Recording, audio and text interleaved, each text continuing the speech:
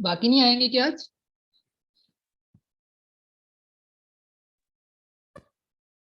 Hello.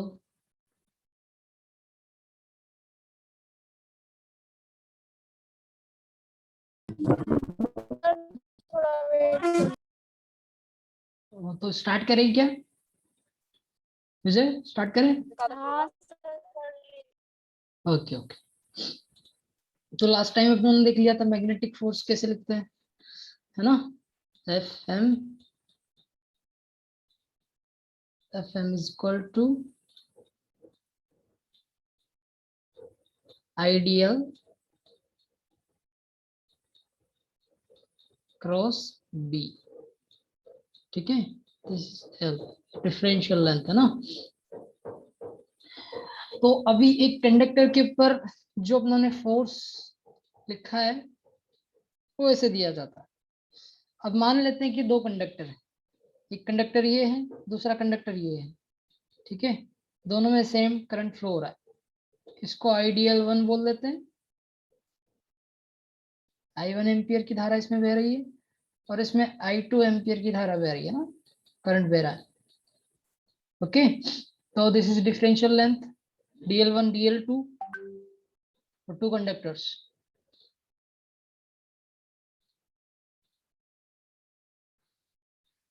Okay, now अपने को force find out करनी है। मान लेते हैं कि इसके कारण फोर्स, क्योंकि ये कुछ ना कुछ मैग्नेटिक फील्ड जनरेट करेगा अपने अराउंड दिस कंडक्टर। ठीक है, तो इस प्रकार का लूप जनरेट करेगा। तो this is so called your magnetic field H1। H1 okay.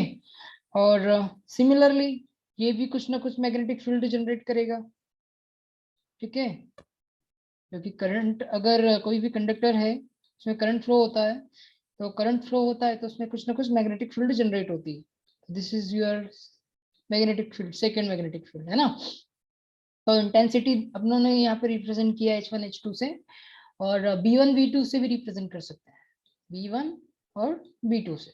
ठीक है, तो अपन चाहते हैं कि जो मैग्नेटिक फील्ड है, जो मैग्नेटिक फील्ड कंडक्टर वन, इसको कंडक्टर वन नाम दे देते हैं, और इसको, सॉरी यहाँ पे टू हो जाएगा। ठीक है, और इसको कंडक्टर टू नाम दे देते हैं। तो अपन चाहते हैं कि force on conductor to due to this conductor first conductor के कारण जो फोर्स कंडक्टर वन पे आ रही है, उसको अपन, ये इसका डिस्प्लेसमेंट वेक्टर अपन ने दिया है, और जो फोर्स है वो कंडक्टर टू के कारण, टू पे वन के कारण।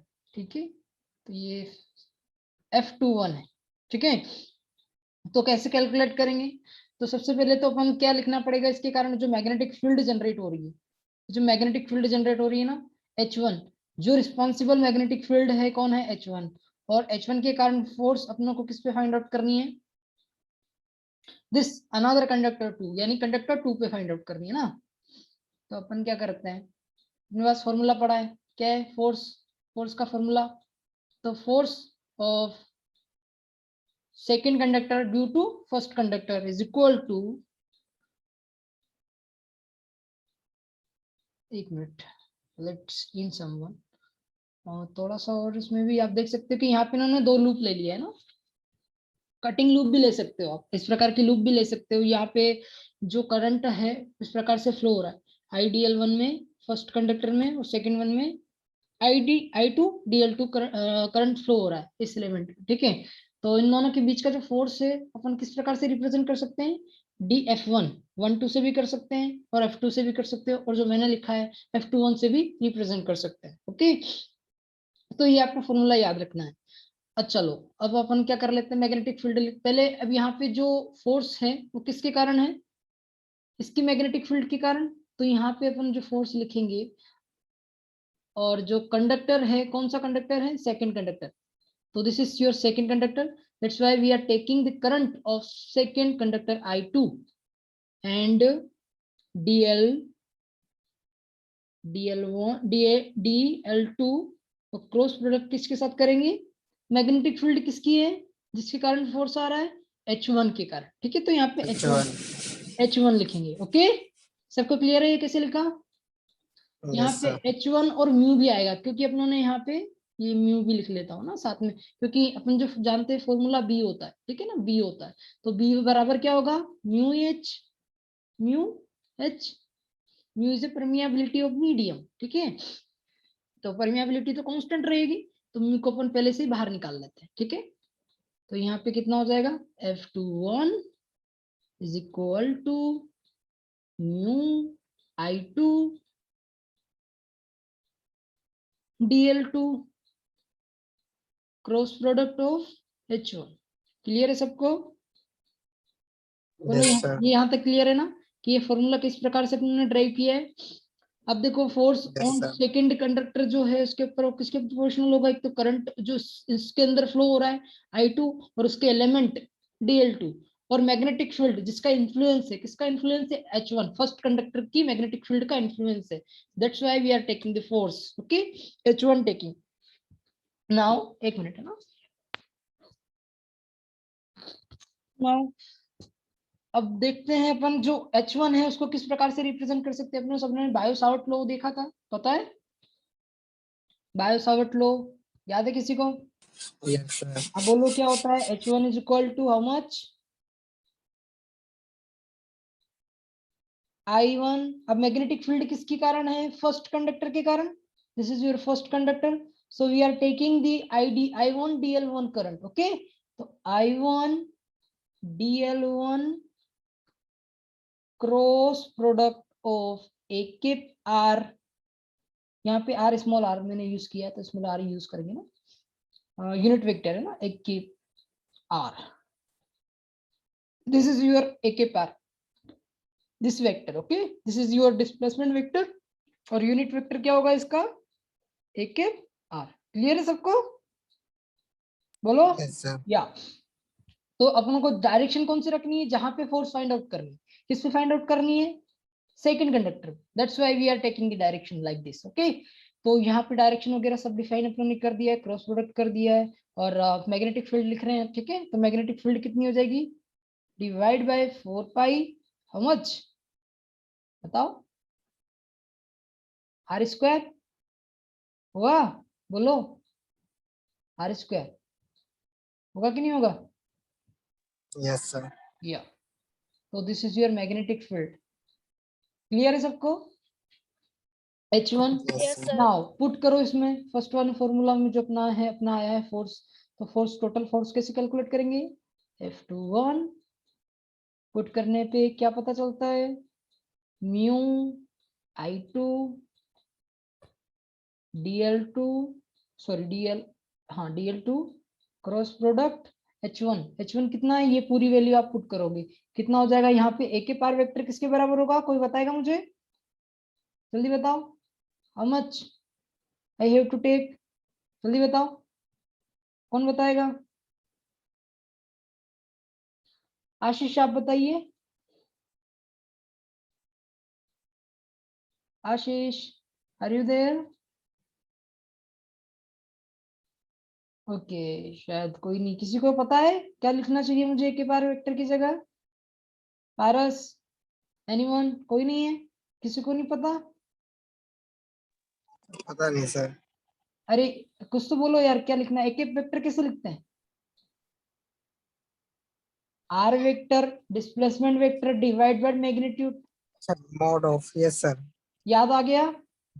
yes sir yes sir तो यू हैव टू पुट ए के पार की वैल्यू ये पुट करनी पड़ेगी, ठीक है। तो अपन यहाँ पे पहले ये वैल्यू पुट कर लेते हैं, और फिर डायरेक्टली मैंने बता दिया, तो आपको ए के पार की जगह ये वैल्यू पुट करनी है, ओके। क्लियर है सबको? नाउ yes sir पुट करो, कितना H1 की जगह पुट करना है अपनों को? H1 की जगह कितना पुट होगा? ये पूरा का पूरा I1, I1, I1 DL1 cross एक के पार divide by 4 pi r square. Yes, ठीक है। अब इसको थोड़ा सा सिंप्लीफाई कर लेते हैं। देखो सिंप्लीफाई करेंगे तो क्या हो जाएगा? यहाँ पे जो फोर्स है ना, स्मॉल एलिमेंट के लिए लिख रहे हैं, इसलिए मैं डी लगा रहा हूँ, स्मॉल डी। क्लियर है सबको? फिर इंटीग्रेट Yes, कर sir. देंगे, लाइन इंटीग्रेट कर देंगे अपन, तो टोटल फोर्स कैलकुलेट हो जाएगा। तो यहाँ पे dF2 is equal to mu, और जो कांस्टेंट है, एक मिनट है ना, एक मिनट,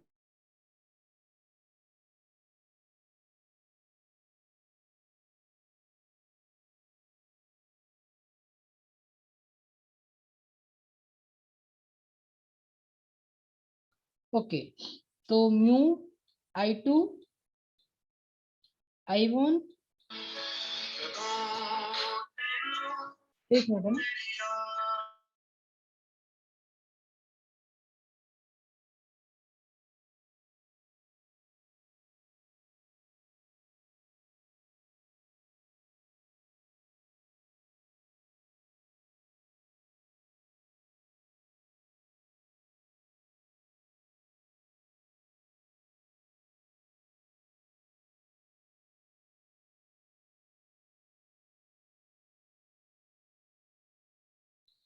ओके, थोड़ा सा डिस्टरबेंस है।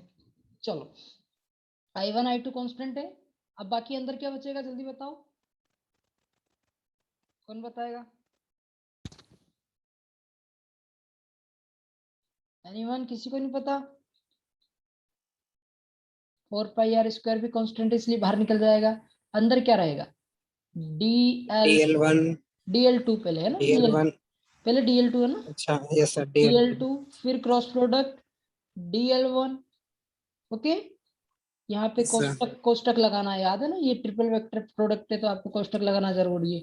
अब AKR आएगा तो AKR की जगह क्या लिख सकते हैं, ये पूरा लिख सकते हैं, तो अपन लिख Yes, देते sir. हैं पूरा। कितना हो गया ये RKF वेक्टर अपॉन, देखो यहाँ पे मोड ऑफ R है, मोड ऑफ R का मल्टीप्लीकेशन इसमें कर दूंगा तो क्यूब हो जाएगा, बोलो Yes, sir. या। तो दिस इज योर फोर्स। अब नाउ अगर अपन चाहते हैं कि इसको टोटल फोर्स कैलकुलेट करना चाहते हैं तो क्या करेंगे, डी को हटा देंगे और इंटीग्रल साइन लगा देंगे, और इंटीग्रल साइन लगाएंगे तो कौन सा बनेगा, लाइन इंटीग्रल बनेगा, ठीक है। This is your line integral. तो this is your force on a conductor first, पहले कंडक्टर के कारण दूसरे कंडक्टर के ऊपर जो फोर्स अपनों ने कैलकुलेट कर लिया, क्लियर है। तो this is your force Yes, sir. F1, okay. This is your force on F1 due to this magnetic field. ये फर्स्ट वन की मैग्नेटिक फील्ड के कारण जो इन्फ्लुएंस में आया है ना सेकंड कंडक्टर, उसके ऊपर जो फोर्स लग रही है वो ऐसे इसको ऐसे दिया जाता है। समझ में आ गया आपको सबको, बोलो Yes, sir. या। तो यहाँ पे आप ये वाला फॉर्मूला भी दे सकते हो, क्योंकि देखो यहाँ पे दो चीजें है ना, मैंने एक ही लाइन इंटीग्रल यूज किया है, आपको दो यूज करने हैं ना, एक तो DL1 के लिए और दूसरा DL1 को लिए, ठीक है। तो इसको डायरेक्टली आप कैसे कैलकुलेट करोगे, ये थोड़ा हेक्टिक होता है, तो इसको सोल्व करने के लिए सबसे पहले आप मैग्नेटिक फील्ड फाइंड आउट कर लो, ठीक है। First magnetic field find out कर लिया, मैग्नेटिक फील्ड फाइंड आउट करने के बाद उसको लाइन इंटीग्रल परफॉर्म कर लेना, ठीक है। सेकंड वन तो बहुत इजी हो जाएगा आपका, जैसे यहाँ पे H1 की वैल्यू पुट करोगे तो ऑटोमेटिकली आपका आंसर आ जाएगा, ठीक है। तो this is a force between two conductor which have been we derived, okay. तो आप नेक्स्ट चीज देख लेते हैं। एक और अपनों ने एक मैग्नेटिक फील्ड में एक चीज पढ़ी थी, याद है सबको, मैग्नेटिक फील्ड में पार्टिकल किस प्रकार से बिहेव करता है, जल्दी बताओ। तो मैं थोड़ा सा डिस्कस करता हूँ ना उसके बारे में। जो चार्ज पार्टिकल, जैसे बहुत सारे चार्ज पार्टिकल रहते हैं, चार्ज पार्टिकल पॉजिटिव भी हो सकते हैं, नेगेटिव भी हो सकते हैं, और उदासीन भी हो सकते हैं, यानी कि उनमें जीरो चार्ज हो। तो न्यूट्रॉन हो सकता है, और इलेक्ट्रॉन हो सकता है, प्रोटॉन हो सकता है। अब उन्होंने क्या किया कि तीनों पार्टिकल को मैग्नेटिक फील्ड के इन्फ्लुएंस में रख दिया। सबको दिख रहा है ना, मैग्नेटिक फील्ड का डायरेक्शन आउट ऑफ पेज है यहाँ पे, Yes, sir. या यहाँ पे मैग्नेटिक फील्ड का डायरेक्शन कैसे आउट ऑफ पेज है, और इलेक्ट्रिक फील्ड का डायरेक्शन दिख रहा है सबको, वर्टिकली डायरेक्शन है ना, जेड डायरेक्शन में दिया हुआ, Yes, sir. यहाँ पे वाई डायरेक्शन शो किया है, ठीक है। तो आप वाई डायरेक्शन ले लेना। तो वाई डायरेक्शन में इलेक्ट्रिक फील्ड है, मैग्नेटिक फील्ड किस डायरेक्शन में, जेड डायरेक्शन में है, और पार्टिकल की जो वेलोसिटी है वो किस डायरेक्शन में, एक्स डायरेक्शन में, दिख रहा है सबको, Yes, sir. या। तो अब मुझे बताओ, जो इलेक्ट्रॉन होंगे वो इलेक्ट्रॉन किसके इन्फ्लुएंस से आगे बढ़ेंगे, और जो प्रोटॉन होंगे, यानी कि पॉजिटिव चार्ज जो होगा वो किसके इन्फ्लुएंस में आगे बढ़ेंगे, और जो उदासीन होगा वो डायरेक्टली चला जाएगा। देखो अपनों ने भी एक पार्टिकल लास्ट टाइम देखा था, मैग्नेटिक फील्ड के इन्फ्लुएंस में जो चार्ज पार्टिकल रहता है, प्लस क्यू चार्ज किस प्रकार से बिहेव करता है, जैसे यहाँ पे मैग्नेटिक फील्ड रख दी अपनों ने, ठीक है। और इस प्रकार से अपनों ने कल देखा भी था कि यहाँ पे पार्टिकल को कुछ वेलोसिटी दे दी अपनों ने, ठीक है। ये पार्टिकल है, यहाँ से यू वेलोसिटी से मूव कर रहा है। तब जैसे यू मैग्नेटिक फील्ड के इन्फ्लुएंस में अगर वो यू वेलोसिटी से मूव करेगा तो वो इसका पाथ कैसा हो जाएगा, ऐसा हो जाएगा ड्यू टू फोर्स के कारण, ठीक है। तो क्योंकि फोर्स का डायरेक्शन कैसा आएगा, इस डायरेक्शन में। तो रिजल्टेंट जो पार्टिकल, रिजल्टेंट वाला सर, यस सर, या रिजल्टेंट डायरेक्शन। हाँ, रिजल्टेंट डायरेक्शन क्या हो जाएगी पार्टिकल की, ये हो जाएगी। क्लियर है सबको? Yes sir. तो यहाँ पे देखो अपनों ने जो पार्टिकल यूज किया था वो प्लस क्यू चार्ज यूज किया था, ठीक है। यहाँ पे प्लस क्यू चार्ज है, तो जब प्लस क्यू चार्ज होता है तो उसकी डायरेक्शन का कैसी रहती है, ऐसी रहती है। अगर नेगेटिव चार्ज होता तो कैसी डायरेक्शन रहती है उसकी, ये अगर एक्स डायरेक्शन है तो नेगेटिव चार्ज में कैसी रहती, माइनस एक्स में रहती। Simple. Yes sir, opposite. Yes particle sir. इधर जाता। क्लियर है सबको? बोलो। Yes sir. या Yes, sir. Yes yes yes. तो देखो यहाँ पे, और अगर कोई ना कोई पार्टिकल ऐसा होता जो केवल जो न्यूट्रॉन है, न्यूट्रॉन के ऊपर कोई चार्ज नहीं होता है ना, मतलब उसके ना तो पॉजिटिव होता है ना नेगेटिव होता है, वो उदासीन होता है ना। तो जैसे ही अगर उसके ऊपर कोई अपन फोर्स लगाएगी तो क्या फोर्स लगेगी, जल्दी बताओ। अगर इसके ऊपर चार्ज नहीं है तो फोर्स नहीं लगेगी इसके ऊपर, इसका मतलब वो नो पार्टिकल सर। सीधा ही चला जाएगा। क्लियर है सबको? तो यहाँ यस पे सर। ये चार्ज कौन सा होगा, नेगेटिव प्लस क्यू चार्ज होगा। ये कौन सा चार्ज होगा, प्लस क्यू चार्ज होगा। क्लियर है सबको? Yes sir. तो this diagram depict this thing actually, है ना। तो देखो यहाँ पे क्या हो रहा है, जो पॉजिटिव चार्ज है, जो पॉजिटिव चार्ज है उनका डिफ्लेक्शन किधर की साइड हो रहा है, कौन बताएगा? सर नीचे की तरफ। या और नेगेटिव चार्ज का पक्का उसका देख के ऊपर। बताना डायरेक्शन। यहाँ पे आप राइट हैंड रूल यूज कर सकते हो कि अगर डायरेक्शन किस डायरेक्शन में, यहाँ पे एक्स डायरेक्शन में वेलोसिटी है, एक्स की डायरेक्शन, ठीक है। और मैग्नेटिक फील्ड किस डायरेक्शन में, जेड डायरेक्शन में, तो एक्स क्रॉस जेड कितना होता है, माइनस ए के वाई। क्लियर है सबको? Yes sir. तो माइनस ए के वाई, इसका मतलब क्या है, पॉजिटिव जो चार्ज रहेंगे वो किस डायरेक्शन में जाएंगे, नेगेटिव माइनस वाई में, ठीक है। तो नीचे की ओर वो डिफ्लेक्ट हो जाएंगे। तो ये नीली नीली लाइंस जो है नीचे की ओर जा रही है, ये पॉजिटिव चार्ज को रिप्रेजेंट कर रही है। तो ऊपर की डायरेक्शन किसको रिप्रेजेंट करेगी, ये पॉजिटिव चार्ज को ही नेगेटिव। नेगेटिव चार्ज को रिप्रेजेंट करेगी। और ये जो बीच वाली लाइन है वो क्या है, वो सर न्यूट्रॉन कोई यस कोई भी यस, डायरेक्शन नहीं शो। बिल्कुल न्यूट्रॉन, जो पार्टिकल जिसके ऊपर कोई चार्ज नहीं है। तो आपको पता चल गया एप्लीकेशन क्या है मैग्नेटिक फील्ड की और इलेक्ट्रिक फील्ड की। This is the main yes sir. Application actually. It is also use in magnetron. Magnetron एक ऐसा डिवाइस होता है जो माइक्रोवेव फ्रीक्वेंसी जनरेट करने में यूज होता है, ठीक है। तो वहां पे अपन मैग्नेटिक फील्ड, जो कांस्टेंट मैग्नेटिक फील्ड है, वो उसका यूज करके पार्टिकल को मूव करवाते हैं अपनी डायरेक्शन है, अपने अकॉर्डिंग, ठीक है, फॉर सम एप्लीकेशन। तो आप जब माइक्रोवेव थ्योरी अगर आपके सिलेबस में होगी इन योर बीटेक कोर्स, तो आप मैग्नेट्रॉन के बारे में पढ़ेंगे, ठीक है। तो वो एप्लीकेशन है, one of the application of magnetic field, influence force due to magnetic field. Okay, तो आप उसकी फोर्स किस प्रकार से कैलकुलेट कर सकते हो, तो ये this is the formula for to calculate the force, जो अभी अपने ड्राइव किया ये वाला, ठीक है। तो ये आपको याद रखना है। ओके, समझ में आ गया आपको इसकी एप्लीकेशन भी, बोलो। Yes sir. Okay okay. तो ये क्वेश्चन आप कर सकते हो। पहले आप क्या करोगे, देखो रेक्टेंगुलर लूप दी हुई है, कैरिंग करंट I2 दिया हुआ है, ये दिख रही है ना रेक्टेंगुलर लूप। देखो यहाँ पे एक इन्फिनिटी करंट दे रखा है, कंडक्टर दे रखा है, और दूसरा लूप दे रखा है। इसमें करंट I1 फ्लो करवा रखा है और इसमें I2 करंट फ्लो करवा रखा है।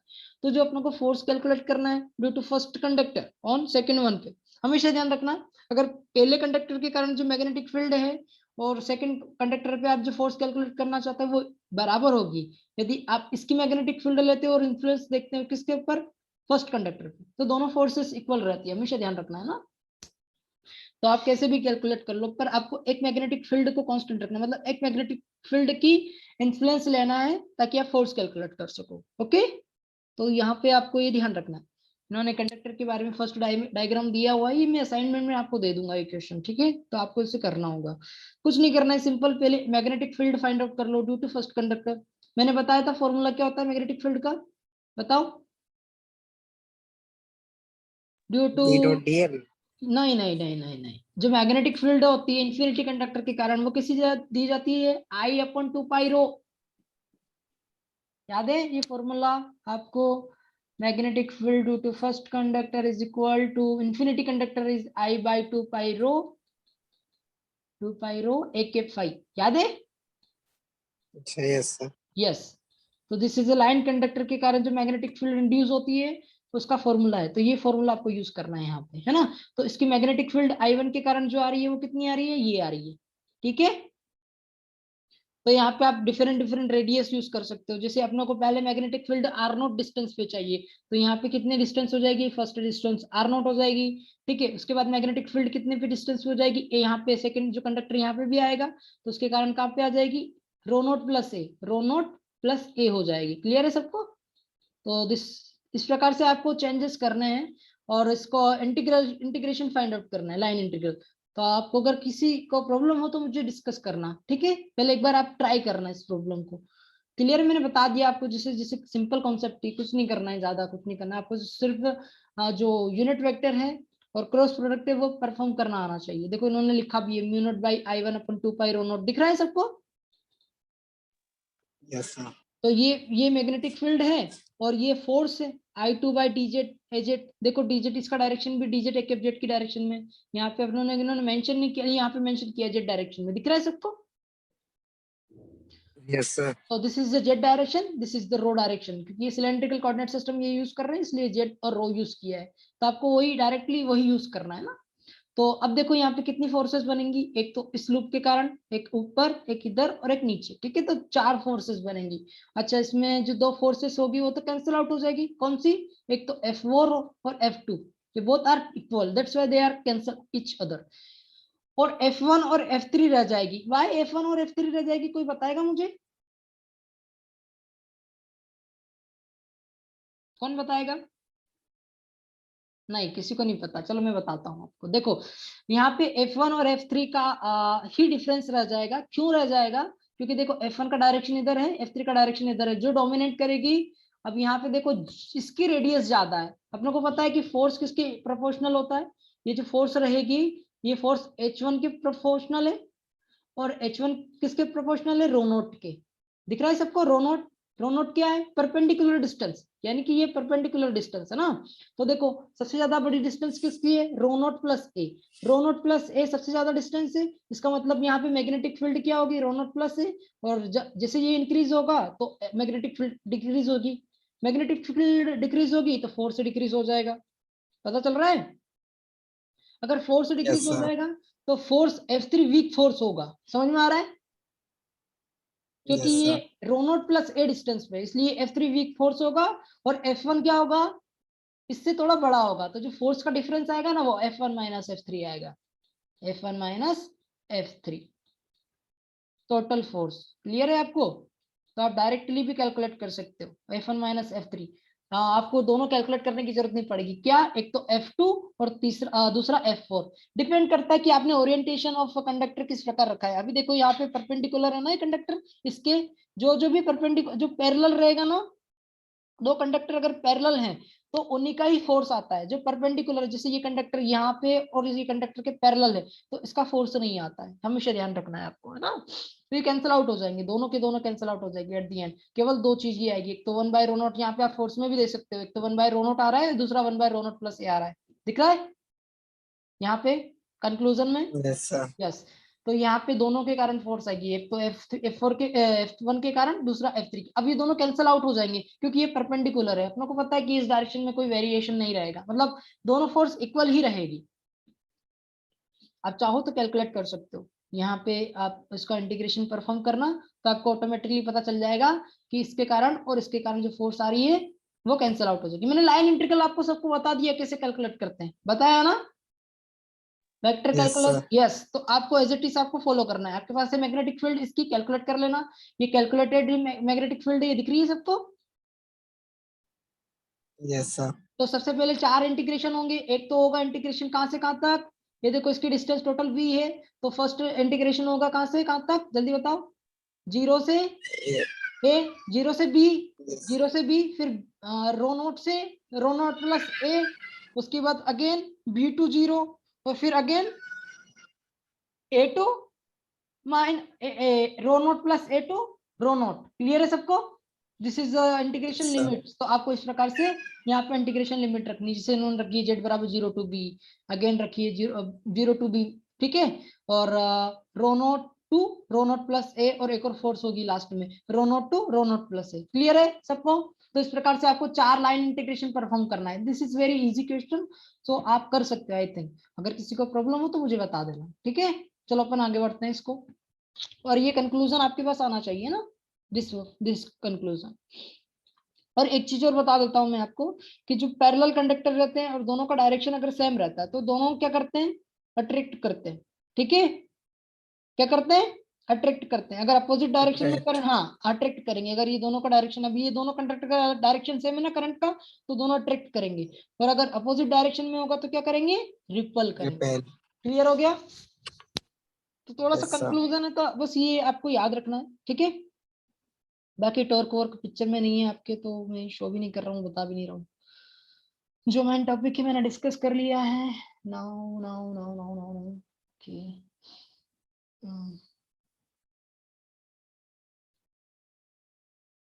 ये this is also magnetic dipole which is not in your case. Okay, magnetization in material, मैंने कुछ टर्म यूज की थी। मैग्नेटाइजेशन बताया भी था आपको, बोला जो फेराइट रहता है,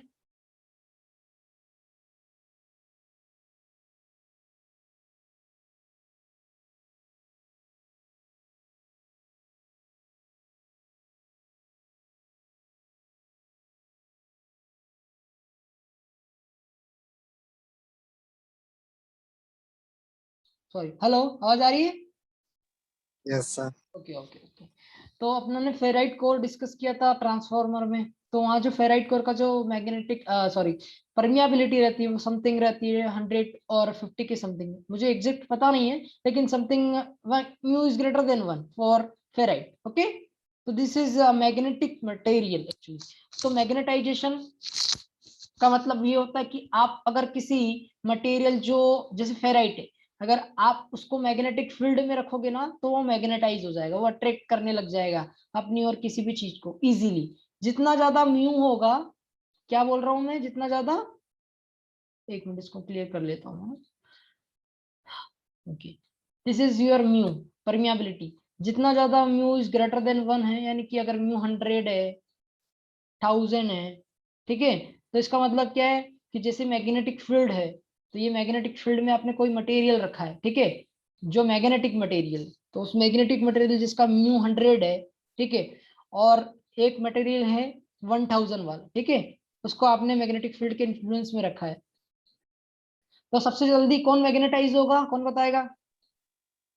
Sir, ये 1000 वाला. यस 1000 वाला। इसका मतलब ये कि ज्यादा जल्दी अट्रैक्ट कौन करेगा, 1000 वाला। क्लियर है? तो this is difference between the permeability. तो आपकी परमियाबिलिटी डिपेंड करती है कि कौन मटेरियल कितनी जल्दी मैग्नेटाइज होगा। क्लियर है सबको? Under the influence of Sir. Magnetic field, under the influence of magnetic field. Clear है सबको? या तो अपन वही मटेरियल के बारे में डिस्कस कर रहे हैं थोड़ा सा। एक मिनट है ना, तो सेंटर में ले लेता हूँ। या ओके, टर्न ऑफ ओके। देखो इस प्रकार का जो आप यहाँ पे देख रहे हो ना, ये डाइपोल्स कहलाते हैं। क्या कहलाते हैं? डाइपोल्स कहलाते हैं। मैग्नेटिक डाइपोल्स जिसे अपन कह सकते हैं, इसमें एनएस रहता है। तो ये मैग्नेटिक डाइपोल इस प्रकार का बिखरा हुआ रहता है इन मटेरियल। ये कोई वॉल्यूम दिख रहा है ना, डेल्वी, तो ये वॉल्यूम के अंदर जो है, जो बहुत सारे डाइपोल रहता है मैग्नेटिक डाइपोल, वो इस प्रकार से बिखरे हुए रहते हैं। तो जब ये अलाइन हो जाते हैं, ये दिख रहा है ना सबको, अब ये अलाइन हो गए, जैसे मैग्नेटिक फील्ड के अंदर अपनों ने अप्लाई किया, तो जैसे ही अलाइन होते हैं ना, तो इनका मैग्नेटाइजेशन पिक्चर में आता है। मैग्नेटाइज, ये अट्रैक्ट करने लगते हैं चीजें। समझ में आ रहा है आपको? Yes, sir. तो यहाँ पे मैग्नेटिक फील्ड का रोल क्या है कि जो जितने भी मैग्नेटिक डाइपोल है उनको सबको एक ही डायरेक्शन में अलाइन करना। जैसे एक ही डायरेक्शन में अलाइन करेंगे ना, तो इस प्रकार की फील्ड जनरेट हो जाएगी। दिख रही है सबको ये लूप जैसी? तो एक जैसी फील्ड जनरेट होगी, एक जैसी फील्ड जनरेट होगी तो वो अट्रैक्ट करेगी कुछ ना किसी चीज को। तो this is the concept of magnetization of any material. मैं इतना ही बताना चाहता हूँ, और ज्यादा मैं इसके अंदर में ही नहीं जाना चाहता। बस आपको पता होना चाहिए कि हाँ म्यू का रोल क्या है पिक्चर में। आपको समझ में आ गया ना म्यू का रोल क्या है? Yes, sir. परमियाबिलिटी। इसी प्रकार से एप्सिलॉन का रोल कैपेसिटेंस में आता है, याद है मैंने कैपेसिटेंस भी पढ़ाया था, वहां पे एप्सिलॉन एप्सिलॉन से आप कैपेसिटेंस की वैल्यू को इंक्रीज कर सकते हो, डिक्रीज कर सकते हो, ठीक है। और mu also refer to inductance actually, ठीक है। यहाँ पे कैपेसिटेंस होता है और इस मैग्नेटाइजेशन मैग्नेटिक फील्ड में क्या होता है, इंडक्टेंस होता है। तो इंडक्टेंस भी रिफर कर सकते, जितना ज्यादा म्यू ज्यादा रहेगा उतना ही ज्यादा इंडक्टेंस भी रहता है। ओके, तो अपन इसको आगे डिस्कस करेंगे, ट्रांसमिशन लाइन में भी देख लेंगे इसको, बाकी आपके इसका कोर्स में नहीं है। एक और होता है क्या, परमियाबिलिटी। परमियाबिलिटी और एक और होती है क्या कहते हैं इसको, सस्पेक्टिबिलिटी, ठीक है। क्या बोलते हैं इसको, मैग्नेटिक सस्पेक्टिबिलिटी, साई एम। एक और होती है इलेक्ट्रॉन की भी होती है, जैसे इलेक्ट्रोस्टैटिक फील्ड है ना, इलेक्ट्रोस्टैटिक फील्ड में भी होती है, जिसे अपन साई ई बोलते हैं, साई ई और साई एम, ठीक है। तो कुछ नहीं है ये दोनों ही मैग्नेटिक मटेरियल को डिफाइन, और इलेक्ट्रोस्टैटिक मटेरियल, जो इलेक्ट्रिक फील्ड का जो इलेक्ट्रिक मटेरियल रहता है ना, दोनों को डिफाइन करने के लिए बताई गई है। जाई मैग्नेटिक सस्पेक्टिबिलिटी होती है और जाई इलेक्ट्रिक सस्पेक्टिबिलिटी होती है, ठीक है। तो इनको जो फॉर्मूला होता है वो magnetization m is equal to chi M into H होता है, ठीक है। और जाई एम की वैल्यू जो रहती है वो किसके बराबर रहती है, म्यू नॉट माइनस 1 के, ठीक है।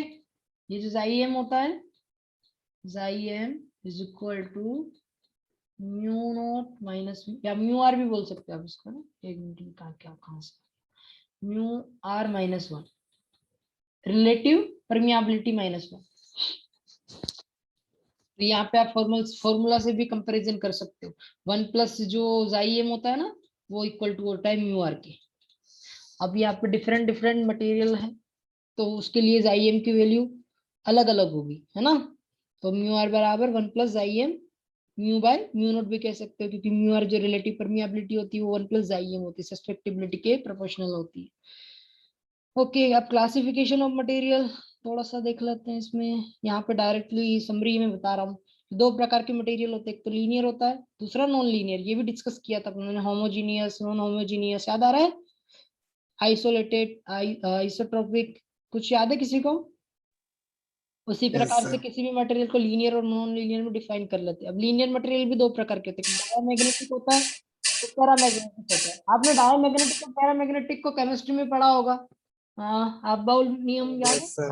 यस यस, 12th की केमिस्ट्री में। तो वहाँ पे जो डायमैग्नेटिक मटेरियल होता है उसको डिफाइन कैसे किया जाता है, जाईएम, जो susceptibility less than equal to 0 है, लेस देन 0 हो और लेस देन 1 हो, म्यू और जो से अपन बोल सकते हैं क्या, रिलेटिव परमियाबिलिटी, तो उसे डायमैग्नेटिक मटेरियल बोलते हैं। इसी प्रकार से पैरामैग्नेटिक मटेरियल कौन सा होगा, जिसका म्यूएम या जाईएम सस्पेक्टिबिलिटी ग्रेटर देन 1 होगी, या रिलेटिव परमियाबिलिटी ग्रेटर देन 1 होगी। और एक और होता है फेरोमैग्नेटिक, जो फेराइट होता है, तो उसकी तो हाई रहती है, 1000 समथिंग रहती है। ये मैंने बताया था ना, ये फेराइट मटेरियल है, इस प्रकार का फेराइट मटेरियल कहलाता है।